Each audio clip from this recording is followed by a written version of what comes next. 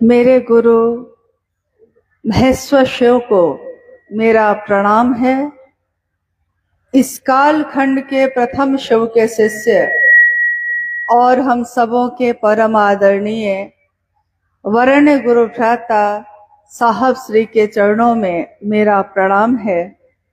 शक्ति स्वरूपा माँ नीलमानंद जी के चरणों में मेरा प्रणाम है और बगहा के इस धरती पे उपस्थित आप सभी गुरु भाई गुरु बहन के चरणों में मेरा प्रणाम है।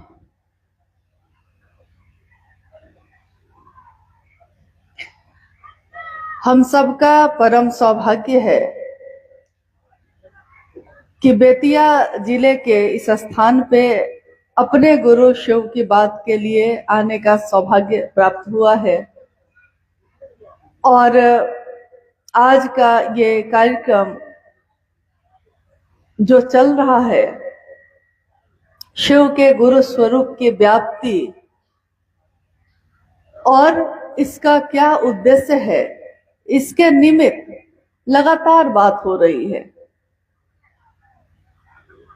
महादेव को गुरु बनाना यह कोई नई बात नहीं है, पुराने समय से चली आ रही है।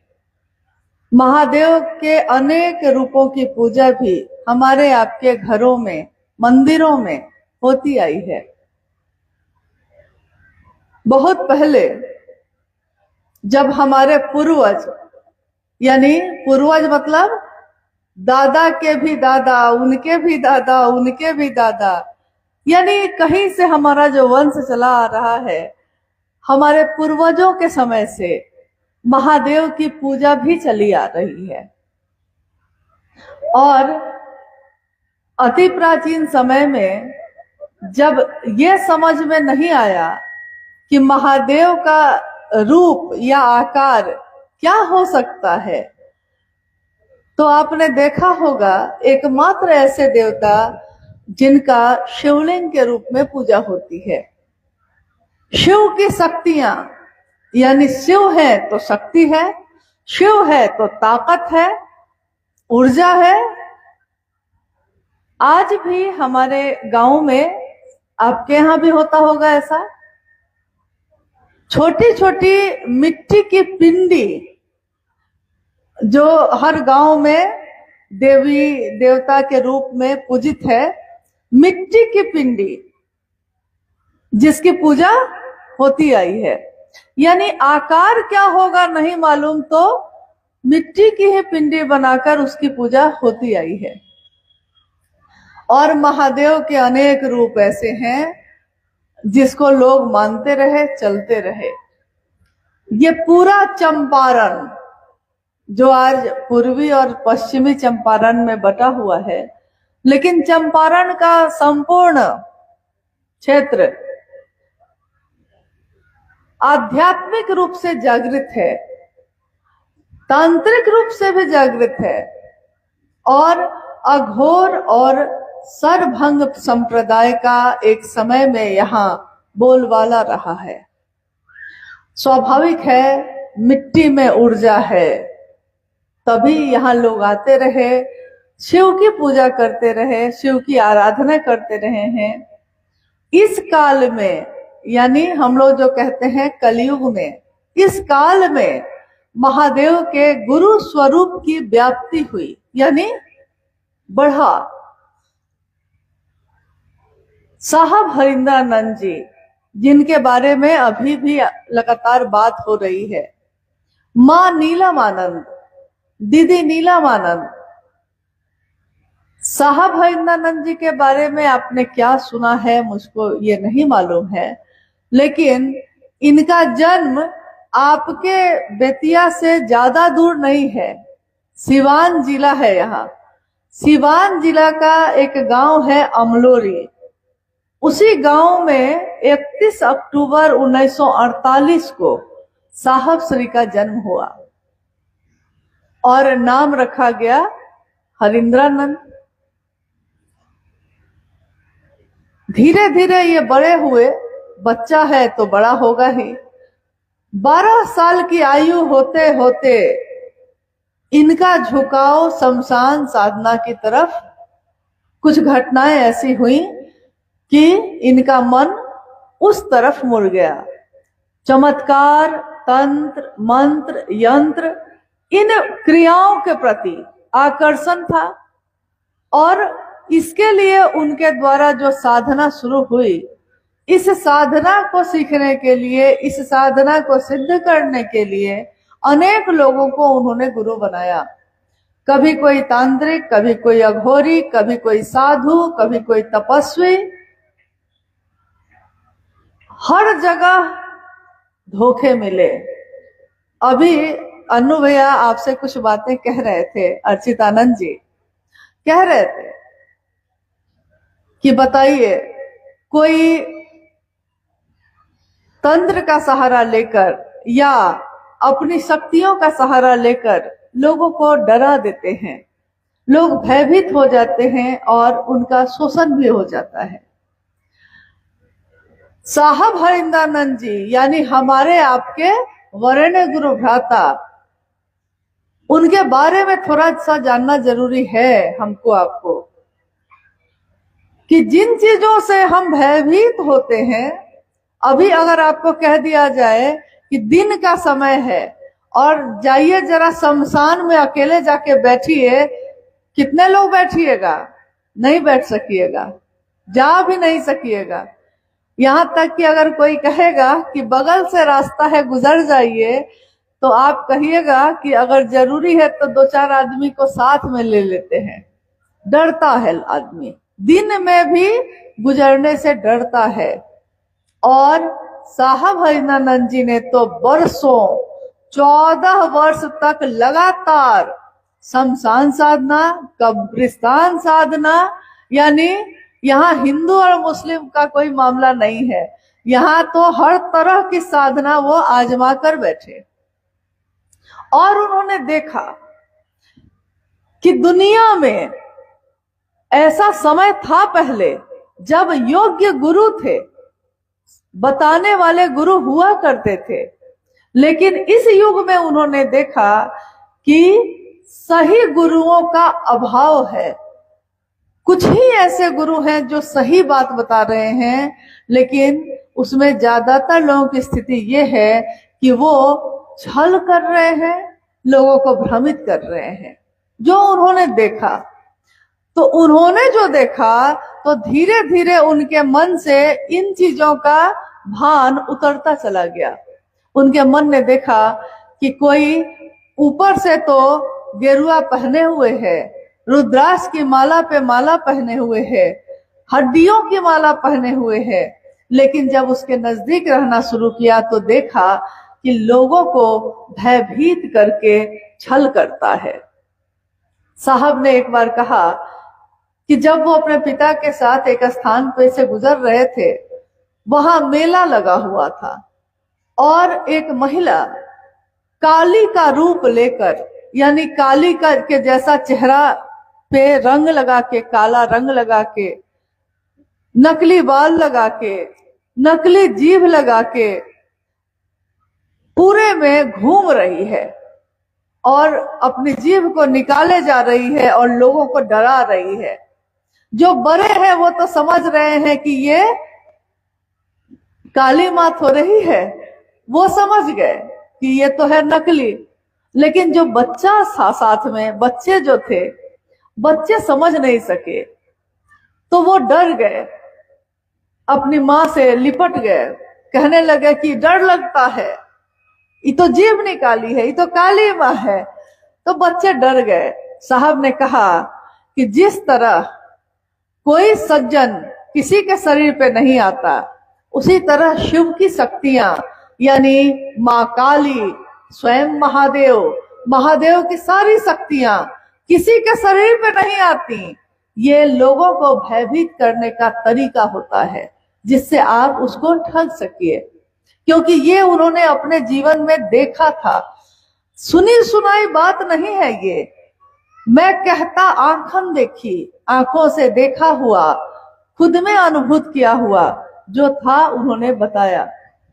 और उनके मन ने एक दिन समझ लिया कि यहाँ धरती पे अगर कुछ भी है तो महादेव की दया के कारण ही है, और महादेव की दया ना हो तो कुछ भी नहीं हो सकता।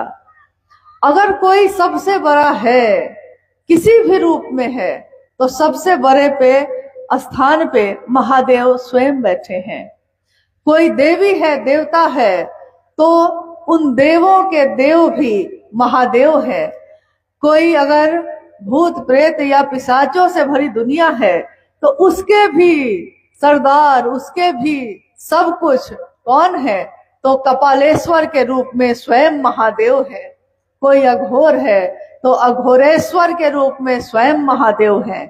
कोई तांत्रिक है, महाकौलेश्वर के रूप में स्वयं महादेव है। और कोई अगर गृहस्थ में रहता है तो उमा के पति के रूप में, माँ पार्वती के पति के रूप में स्वयं महादेव हैं।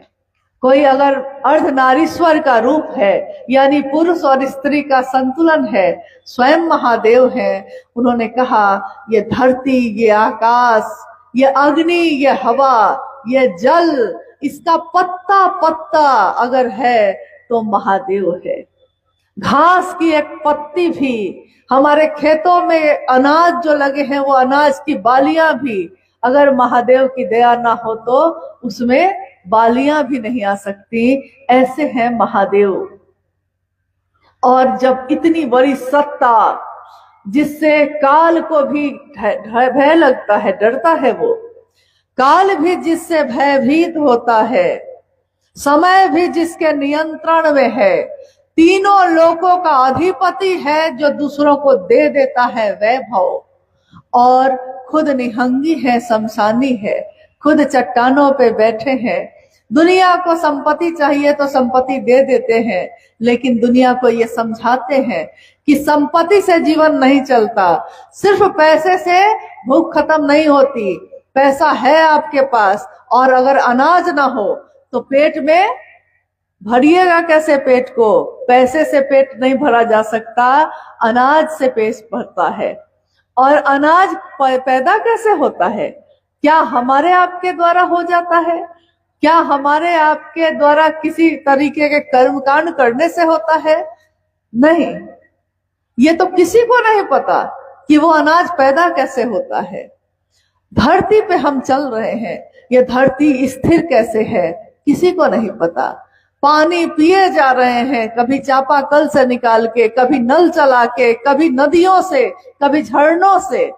पानी आता कहाँ से है, कहाँ को चला जाता है, कोई नहीं जानता। माचिस जलाते हैं तो आग पैदा हो जाती है, और जब बुझा देते हैं पानी डाल के तो आग बुझ जाती है। ये आग कहाँ से आती है, कहाँ को चली जाती है, कोई नहीं जानता। मेरी आपकी सांस चल रही है, आ रही है, जा रही है, आ रही है, जा रही है, और नहीं आए तब कहाँ से आती है और कहाँ को जाती है, कोई नहीं जानता।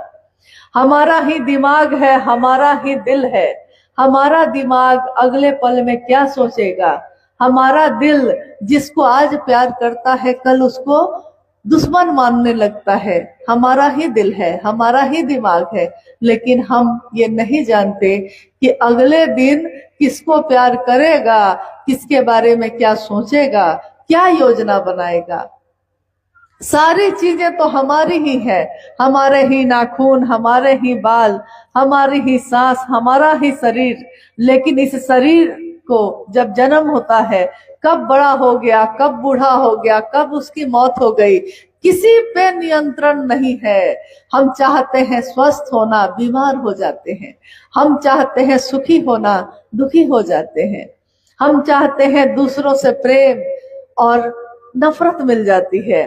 यानी कोई चीज ऐसी नहीं है जिसपे हमारा आपका नियंत्रण हो। तब भी इतना अहंकार है, तब भी इतनी नफरत, इतना घमंड है। लेकिन साहब हिंदानंद जी कहते हैं कि इस धरती पे आए हैं, रहना नहीं है हमेशा, रहना नहीं देश वीराना है। यह जीवन कागज की पुरिया, बूंद परे घुल जाना है। इस धरती पे कितने दिन के लिए आए हैं, कितने दिन चले जाइएगा, कितने दिन बाद, कोई नहीं जानता।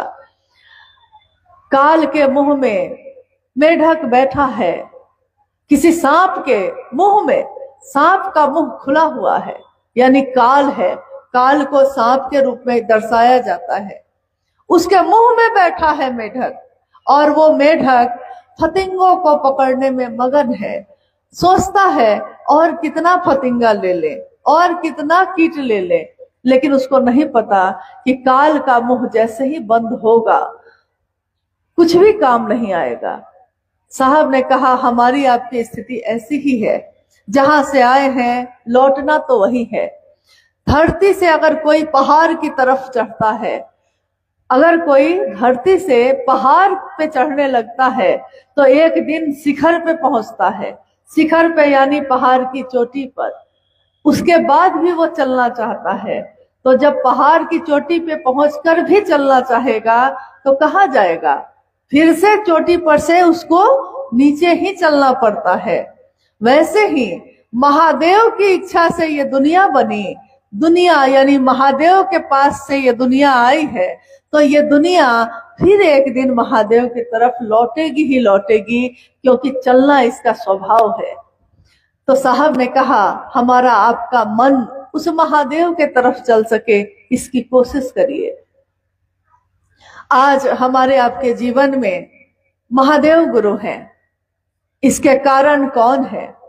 थोड़ी देर पहले अर्चित भैया आपसे पूछ रहे थे कि सबसे बड़ा देवता कौन है? आपने कहा महादेव।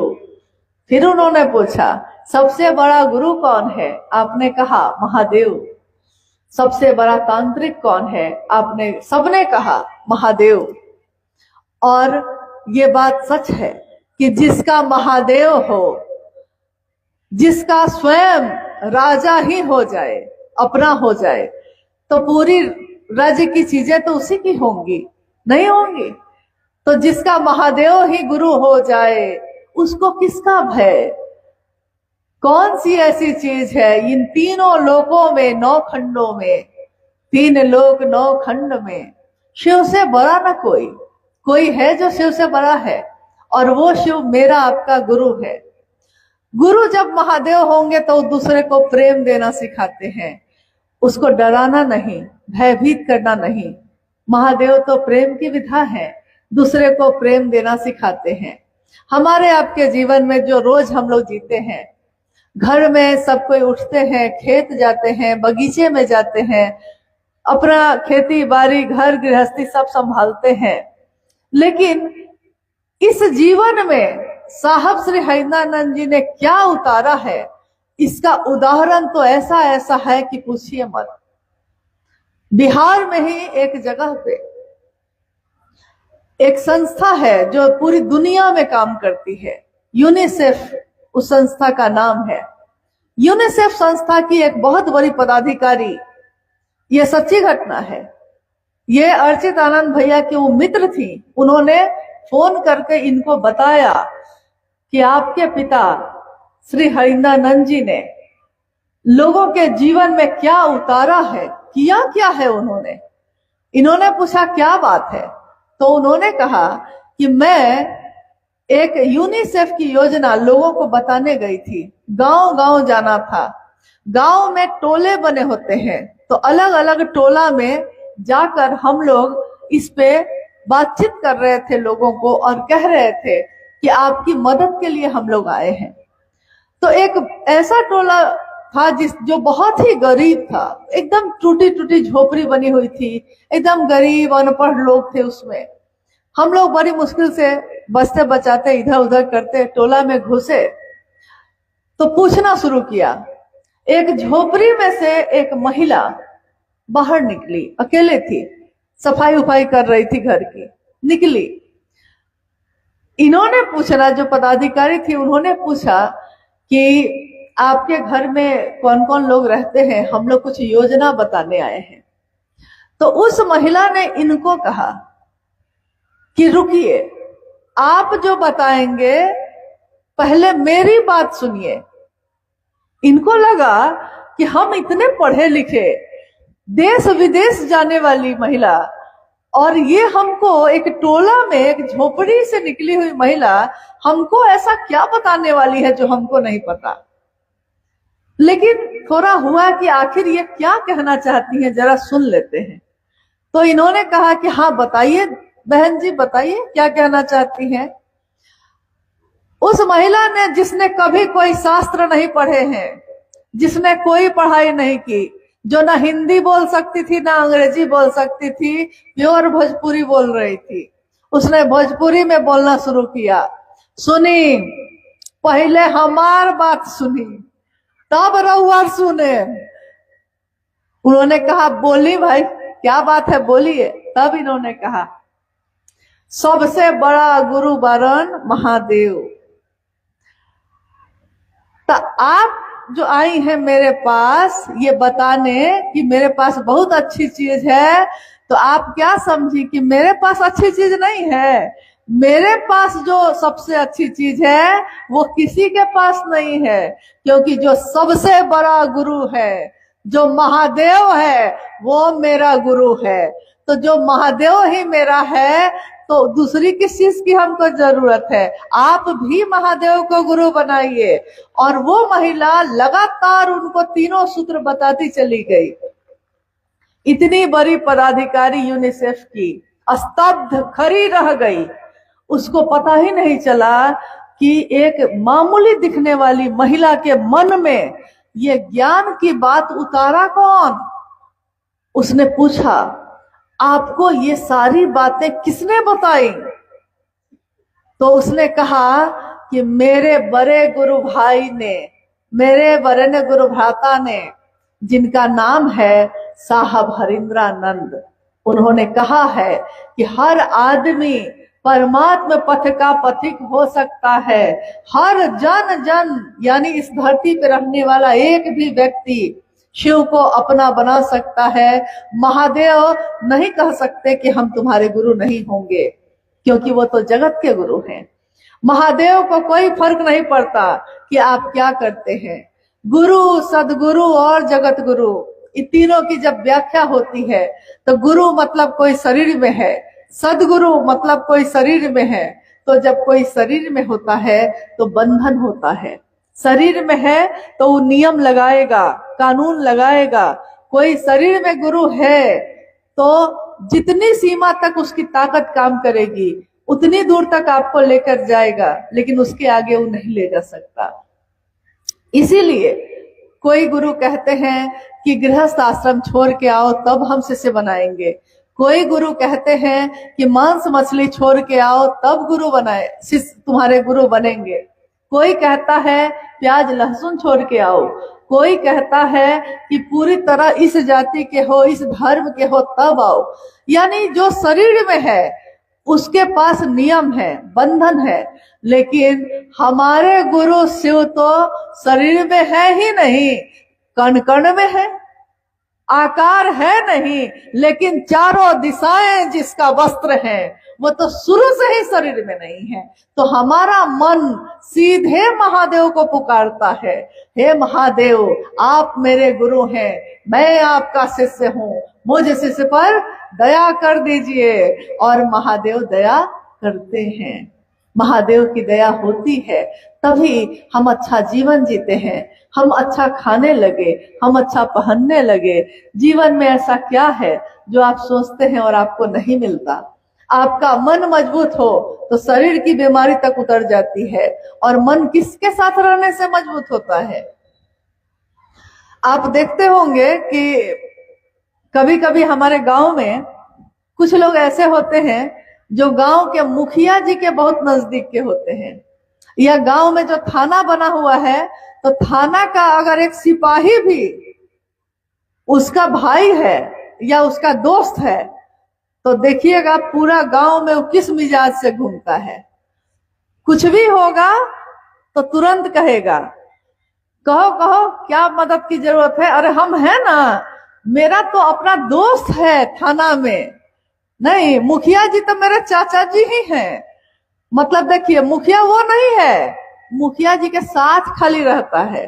सिपाही वो नहीं है, सिपाही का भाई या दोस्त है। नहीं, बस इतना ही ना हुआ है, लेकिन साथ किसी का पकड़ लिया है तो मन भी मजबूत हो गया है।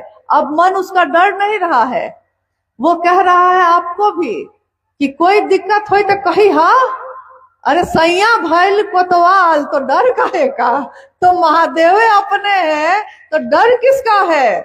मिजाज मनाइए, थोड़ा ले ले भभूत भव की माथा उछाल कर, माथा को उछालिए, महादेव के भाव का भाव माथे पे लगाइए। अरे भभूत तो धरती के लोग लगाते हैं, महादेव का चेला क्या भभूत लगाएगा, वो तो महादेव के भाव का भभूत लगाता है। महादेव का चेला क्या मंत्र तंत्र पढ़ेगा, अरे मंत्र तंत्र तो बहुत नीचे की चीज है, सबसे ऊपर तो महादेव ही बैठे हैं। वो तो कहते हैं कि हमारी आपके भाग्य में जो लिखा है उसको भी बदल देते हैं। कहते हैं ना कि ब्रह्मा जी भाग्य लिखते हैं। तो एक दिन ब्रह्मा जी, कहानी है कि एक दिन ब्रह्मा जी ने माँ पार्वती से कहा, माँ गौरा से कहा, ए गौरा, आपके जो औरा है, मतलब आपके जो रौरा है, रौरा मतलब उनके पति, आपके जो रौरा है वो लाइन एक दो लाइन नहीं बदलते हैं, हम लिखते हैं भाग्य किसी का कुछ, और वो एक भाग्य नहीं बदलते हैं। जैसे ही वो आदमी महादेव महादेव पुकारने लगता है तो वो पूरी किताबें बदल देते हैं। तो एक दो भाग्य क्या बदलवाइएगा, बदलवाना है तो पूरा किताबें बदलवाइए, छोटा मोटा से क्या काम करना है। बेतिया जैसी जगह पे रह के अध्यात्म के रूप में इतना जागृत, पूरा चंपारण मोतिहारी बेतिया एक ही तो था, आज भी एक ही है। देखिए वहां के गुरु भाई यहाँ, यहाँ के गुरु भाई वहां, यानी पूरे मिले जुले हुए हिले मिले हुए लोग हैं। तो ऐसी दुनिया में महादेव की बात हो रही है। साहब ने तो साफ कहा कि जाति धर्म वर्ण संप्रदाय लिंग से परे है शिव की शिष्यता, यानी इन सारी चीजों से ऊपर है। यहाँ कोई फर्क नहीं पड़ता कि आप अमीर हैं कि गरीब हैं। अरे खाइएगा, आप भी रोटी खाएंगे, हम भी रोटी। सोइएगा आप भले डनलप के बिस्तर पे, हम चटाई पे सोएंगे, लेकिन नींद ही ना आएगी, आपको भी नींद ही आएगी, हमको भी। तो यहाँ तो आम के पेड़ से, आम का पेड़ कभी भेद करता है कि अमीर खाएगा कि गरीब खाएगा, कि इस जाति का खाएगा कि इस धर्म का खाएगा। तो महादेव की रचना जब भेद नहीं करती तो महादेव कैसे भेद करेंगे। इसीलिए साहब श्री ने हमेशा शिव चर्चाओं में ये कहा है कि महादेव का गुरु मानने वाला हर संकीर्णता से, हर बंधन से मुक्त हो जाता है। बंधन बहुत तरह के हैं, बहुत तरह की संकीर्णता है, भेदभाव है, छुआछूत, ऊंच नीच, सब चीजों का है। लेकिन जैसे ही हम कहते हैं महादेव मेरे गुरु हैं और शिव की चर्चा में बैठते हैं तो हम सब अपने अस्तित्व को भूल जाते हैं और एक साथ बैठकर एक साथ खाते हैं, एक साथ चाय पीते हैं, एक साथ पानी पीते हैं और एक साथ बैठ के महादेव की बात करके अपने अपने घर को लौट जाते हैं। यहाँ इस बात से कोई फर्क नहीं पड़ता कौन कहाँ से आया है, क्योंकि हर व्यक्ति में जो अंश है, जो उसके अंदर ऊर्जा है, वो तो महादेव की ऊर्जा है। उसका कोई अलग अलग रूप थोड़े ही है। जैसे हम लोग दिया जलाते हैं तो कोई सोना का भी दिया बना के जलाता है, कोई चांदी का भी दिया बना के जलाता है, कोई मिट्टी का भी दिया जलाता है, और अब तो गोबर का भी दिया हर जगह मिलने लगा है। कोई आटा गूंथ कर उसका भी दिया बना के जलाता है। दिया तो अलग अलग है नहीं, दिया बाहर से देखिएगा तो अलग है कि नहीं। कोई सोना है, कोई चांदी है, कोई मिट्टी है, कोई गोबर है, कोई आटा का बना हुआ है। अब बत्ती लगाइए तो सब में, और उस सब को जलाइए, अग्नि जलती है, सबकी बत्ती जल गई, बाती जैसे ही जलती है। अब दिया को ढक दीजिए, जितना भी दिया अलग अलग है उसको ढक दीजिए और देखिए, और किसी से पूछिए तो जरा कि जरा इस अग्नि को देखकर, इस बाती में जलती हुई रोशनी को देखकर बताओ कि दिया किस चीज का है। कोई नहीं बता सकेगा, क्योंकि रोशनी तो सब में एक ही है, दिया अलग अलग है।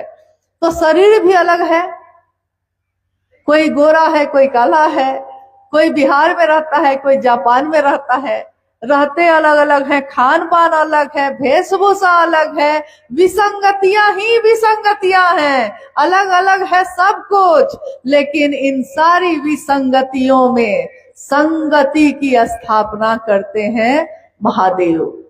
सबको एक भाव से नहीं कहते हैं, एक के हाके सब हाके, एक के साधे सब सधे, सबको एक भाव में ले आते हैं। शिव की तस्वीर को देखिए, तो फोटो देखिए महादेव का, परिवार में बैठे हैं।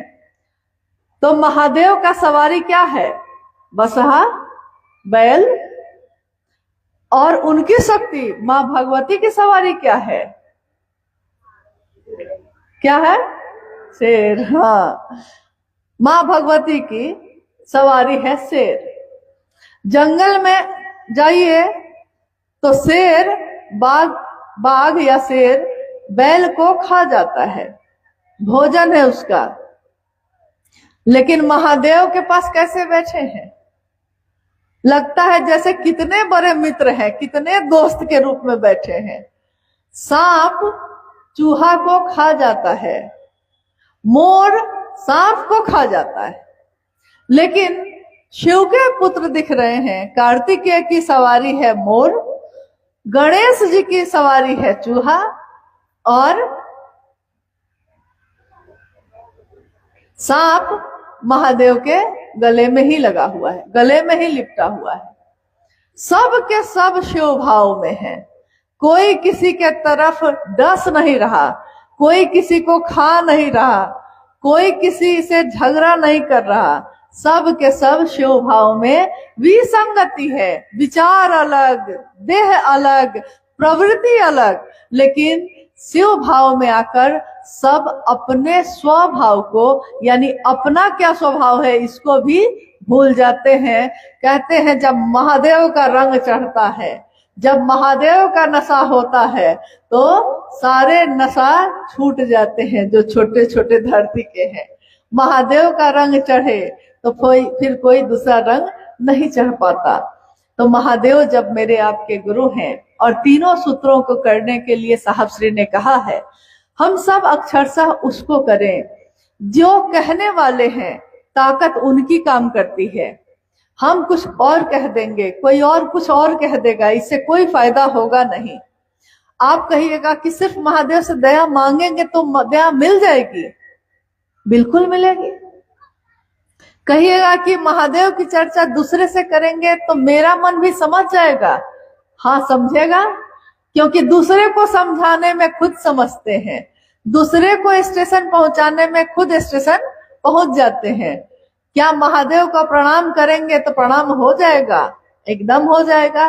प्रणाम क्या हमारा हाथ करता है, हमारा शरीर करता है? नहीं, हमारा मन करता है। तो तीनों सूत्रों में मन है। मन यानी जिसकी संगत मन लेता है, मन भी उसके जैसा हो जाता है।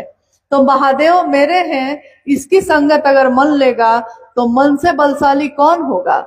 साहब ने कहा कि मनुष्य की, इंसान की जो शारीरिक ताकत है, शारीरिक शक्ति है, उससे भी मजबूत होती है उसकी मानसिक शक्ति। जो मानसिक शक्ति है उससे भी मजबूत होती है उसकी आध्यात्मिक शक्ति।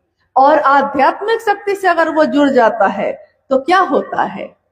आपके क्षेत्र में इसका उदाहरण है। डाकू रत्नाकर, वाल्मीकि नगर उन्हीं के नाम पे बसा हुआ है। डाकू रत्नाकर एक समय ऐसा था कि बहुत क्रूर, बहुत खूंखार, लूटने वाला डाकू। अपने परिवार को चलाने के लिए उसने लूटपाट का रास्ता अपनाया था। और जब लूटपाट कोई करता है तो किसी की हत्या भी कर देता है, किसी को मारपीट भी कर देता है, डरा भी देता है। लेकिन एक दिन उसके जीवन में कहानी जो है कि एक नारद मुनि आए और उन्होंने राम से जोड़ दिया, उन्हीं की तपस्या वो करने लगे। और तपस्या करते करते उनके चारों तरफ जो दीमक जो घर बना लेता है, बड़ी बड़ी ऊंचाई पे वो घर बनाते हुए दिखता है कि इतना उतना ऊंचा मिट्टी का ढेर है। उस ढेर को वाल्मीकि कहते हैं। इसीलिए ऋषि के रूप में जो वो तपस्या कर रहे थे उनका नाम ही वाल्मीकि पड़ गया। एक दिन जो डाकू था, किसी ने उसके जीवन में सही दिशा दिखाई, सही दिशा में जब उसका मन चला, वो डाकू ऋषि बना, ऋषि वाल्मीकि, और रामायण जैसे महाकाव्य की रचना उन्होंने की। देखिए, एक इंसान जो शरीर में आया है वो नीचे से नीचे भी गिर सकता है, पतन भी हो सकता है उसका इसी शरीर में रहते हुए, और इसी शरीर में रहते हुए उसका वो ऊर्ध्वमुखी भी हो सकता है, जीव से शिव भी हो सकता है। तो जीव से शिव कैसे हुआ जाता है, इसका दृष्टांत आज इस युग में हम आप देख रहे हैं। उसको हमने साहब भैनानंद जी के रूप में देखा। महादेव का शिष्य कैसा होता है, वह दुनिया को खुशी देता है, प्रेम देता है। तो ऐसी कितनी बातें हैं, कहानियां अनंत हैं, घटनाएं अनंत हैं, और महादेव के बारे में कोई कितना भी बोले वो कभी खत्म होने वाला नहीं है। पूरा समंदर भी अगर पानी हो, स्याही बना दिया जाए उसको, और कहते हैं स्वर्ग में एक वृक्ष होता है पारिजात, उस पारिजात नाम के वृक्ष का टहनी तोड़कर उसकी कलम बनाई जाए, माँ शारदा, माँ सरस्वती, ज्ञान की देवी स्वयं बैठे और महादेव के गुण को लिखने लगे, महादेव की महिमा को लिखने लगे, लिख नहीं पाएंगी। हरि कथा अनंत, हरि अनंत, हरि कथा अनंता। महादेव अनंत है, असीम है, और उनकी बातें खत्म नहीं हो सकती। वो तो जब शुरू होती हैं तो होती ही चली जाती हैं, लेकिन हम लोग आए हैं अल्प समय के लिए, कुछ समय के लिए। महादेव की बात हो रही है, इसमें महादेव के गुरु स्वरूप के बारे में अगर कोई जिज्ञासा आई है मंच पे, क्योंकि आप जानते हैं, आपने देखा कि हाँ एक मंच लगा है, यह गुरु का मंच है, और इस गुरु मंच पे महादेव की बात और महादेव का ही भजन, महादेव की ही चर्चा, महादेव के बारे में ही कोई जिज्ञासा या समाधान होते हैं।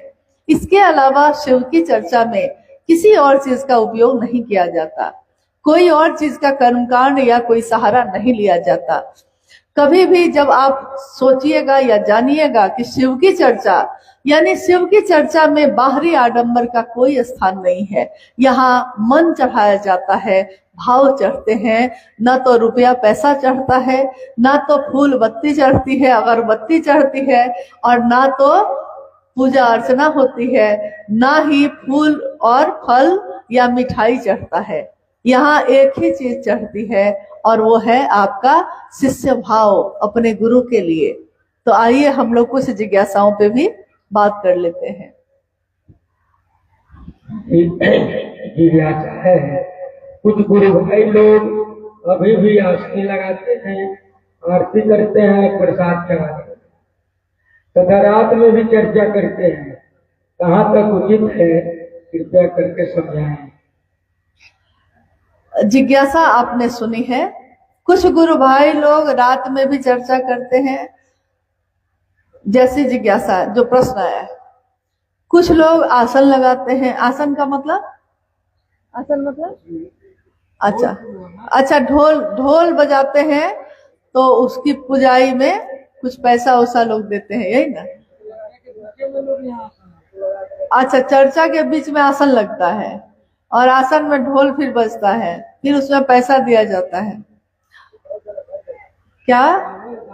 चावल दाल कपड़ा सब मिलता है। भाई चावल वाल ज्यादा है तो थोड़ा हम लोग को भी दे दीजिएगा। सुनते हैं बेतिया में गन्ना चावल गेहूं खूब होता है। खैर देखिए, अभी अभी मैंने यही कहा आपको, जिसके कहने से हमने शिव को गुरु बनाया है, कानून तो उन्हीं का चलेगा, नियम तो उन्हीं का चलेगा। हमने साहब श्री हरिनानंद जी के कहने से महादेव को गुरु बनाया है। महादेव की चर्चा गरीब से गरीब आदमी भी कर सके, इसके लिए साहब ने कोई नियम नहीं बनाया, कोई कानून नहीं बनाया, कोई तरीका निर्धारित नहीं किया कि शिव चर्चा ऐसे ही होगी। उन्होंने साफ कहा, घास पे बैठ के भी महादेव की बात हो सकती है। बिना तस्वीर, बिना पूजा, बिना आरती के भी महादेव की बात हो सकती है। गरीब से गरीब आदमी, फुटपाथ पे सोने वाला आदमी भी अगर ये चाहे कि शिव चर्चा का आयोजन करना है हमको, वो कर सकता है, क्योंकि शिव की चर्चा पैसे से नहीं होती, शिव की चर्चा तो मन से होती है। जो शिष्य होगा वो अपने गुरु की महिमा का गान करेगा। तो पूजा पाठ तो हम अपने घर में करते ही हैं, हर घर में पूजा होती है, मंदिरों में पूजा हम लोग करते ही हैं, तो किसी को रोका नहीं गया। आप अपने घर में करते हैं करिए, आप मंदिर में जाते हैं जाइए, लेकिन शिव को गुरु मानकर ये पहले समझ तो लीजिए कि पूजा होती क्या है, पूजा में करना क्या है। गुरु बताते हैं कि पूजा कैसे होती है। साहब ने तो साफ कहा, स्पष्ट कहा, कोई भी पूजा नमः शिवाय मंत्र का मन में स्मरण करके आप करिए, उसका परिणाम है, उसका रिजल्ट है। किसी भी चीज में आप नमः शिवाय यानी शिव के प्राण मंत्र का प्रयोग करिएगा, उसका परिणाम है। अरे गुलाब का फूल काट के फेंक दीजिए, मसल के रख दीजिए, लेकिन गुलाब का फूल हमेशा परिणाम में खुशबू ही देता है। तो महादेव की बात हमेशा परिणाम देती है, खुशबू देती है, हमारे जीवन में भर देती है। तो इसलिए इन चीजों का शिव चर्चाओं में कोई मतलब नहीं है। हाँ, घर में चर्चा है, अब तस्वीर लगी है तो लगी है, अब घर में लोग आए हैं, साप्ताहिक चर्चा है तो तस्वीर लगी है तो लगी है। आप चाहते हैं कि मेरे घर में कोई आया है तो कम से कम पानी पिला देते हैं, पिलाइए। आपके पास साधन है, आप चाहते हैं कोई खा के जाए, खिलाइए, कोई रोक तो नहीं रहा है। लेकिन मुख्य रूप है ये है कि हम शिव की बात के लिए इकट्ठा हुए हैं, तो महादेव की बात ना हुई और दूसरी चीजें होने लगी, तब तो महादेव की चर्चा का भी कोई अर्थ नहीं है। परिणाम उसी में होगा जो उन्होंने कहा है। अब आप ये बताइए कि इसमें किसको किसको दिक्कत है कि शिव की चर्चा में सिर्फ शिव की बात हो, गुरु का भजन हो और कुछ नहीं हो। इसमें किसी को दिक्कत है? किन्हीं को दिक्कत है? नहीं ना, क्योंकि ये बहुत भारी हो जाता है। अगर कोई कह दे कि शिव चर्चा रखिए, हम आएंगे और 2000 रुपया लेंगे, तो सारा चीज लाएंगे और मिठाई भी चढ़ाना होगा, खीर पूरी भी बनाना होगा, तब तो कोई आदमी हिम्मत ही नहीं करेगा महादेव की चर्चा करने का, क्योंकि शिव की चर्चा तो रोज करनी है, तो कहाँ से हम इतना खीर पूरी लाएंगे। लेकिन हाँ, कोई बेटी की शादी हो रही है, खिलाइए, बेटा का शादी है, खिलाइए भाई, क्या दिक्कत है? नहीं, लेकिन शिव की चर्चा में इन चीजों को थोड़ा बंद कीजिए, मत करिए ऐसा। महादेव क्षमा नहीं करेंगे। महादेव तो देख रहे हैं ना, हम आप देखे ना देखे। शिव की चर्चा को लोग क्या बना दिया? कोई चुनरी ओढ़ के नाच रहा है? बताइए, जहां महादेव अगर आपके सामने आके बैठ जाए, आप नाचिएगा? नहीं ना। अगर महादेव शरीर में आके आपके सामने बैठ जाए, कोई नाचेगा? लोग तो उनके चरणों में गिर जाएंगे, और चरणों में गिरने की विधा तो हमको आती ही है, ऐसा तो नहीं आती है। हम लोग तो एक दूसरे को हाथ जोड़ के भी प्रणाम करते हैं, तो बोलते क्या है? जोड़ते हैं हाथ और कहते हैं गोर लगातानी, कहते हैं कि नहीं? अभी भी रास्ते में एक गुरुवाहन बोली, जोरी हाथ बोली, लेकिन गोर लगातानी, यानी गोर मतलब पांव, पांव पे तो गिरने की आदत है हम लोगों को, मन गिर जाता है, मन झुक जाता है। तो महादेव के गोर लगी, उनका ये सब ना चाहिए। गोर लगी मतलब मन से गोर लगी, वही से महादेव खुश हो जाले। उनका और कुछ ना चाहिए, उनका जरूरत नहीं खे और चीज के। अरे मन के भावे ना दे। मान लीजिए आपके पति हैं, बहुत अच्छे हैं, पत्नी को, यहाँ बहुत गुरु भाई गुरुवान है ना भाई, बहुत ज्यादातर लोगों का तो परिवार है, गृहस्थी है, पति है, बहुत अच्छे हैं। पत्नी आई है घर में, तो पत्नी का सब व्यवस्था कर दिए, वो अच्छा घर दिए, घोड़ा गाड़ी सब है, रुपया पैसा गहना कपड़ा सब है, लेकिन माँ फोन से पूछती है बेटी से कि बेटी खुश बारून, दुखी नहीं ना है तुम, बस खुश हो ना, खुश बारून। तो बेटी कहती है माई सब कुछ देवेलन, पति के भाव ना देवेलन, सब सामान बा माई, लेकिन पति हमरा भाव ना देवेलन।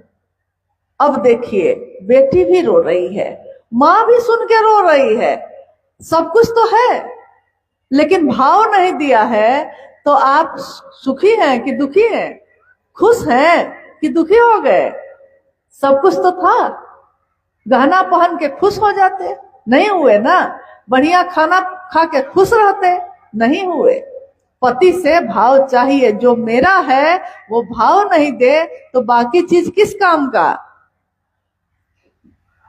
भाई है, बहन है, भाई का भाव नहीं दे रहा है।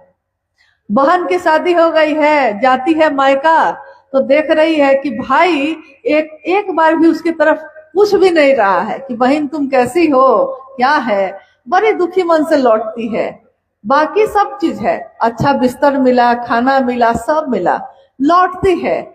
ससुराल में लोग पूछते हैं कि मायका में खूब बढ़िया से रह के आई ना, बोली हाँ रहे। काहे भाई, काहे मरुएल बरू, काहे मुंह बुझाइल बा, का भइल? तो कहती है कि भाई पूछलक ना, भाव ना दिलक, विदाई देलक, हाँ साड़ी देलक, विदाई में साड़ी भी मिल गई है, भाई का भाव नहीं मिला। तो भाई का भाव नहीं मिला तो बहन खुश हो गई, खुश होके लौटी थी? नहीं लौटी। महादेव तो भाव सत्ता है, और शिष्य और गुरु का संबंध भी भाव स्तर पे ही होता है। कोई भी संबंध जगत का भाव स्तर पे ही होता है, चाहे वो कोई संबंध हो। तो गुरु और शिष्य भी संबंध है, अपना होने का है, ये भी भाव पे होगा। महादेव को कुछ भी सजा के रख दीजिए, कोई फायदा नहीं है। कुछ मत रखिए, भाव रख दीजिए। नमक रोटी खा के भी अगर प्रेम मिलता है, भाव मिलता है, तो हम लोग उस जगह पे बार बार जाना चाहते हैं।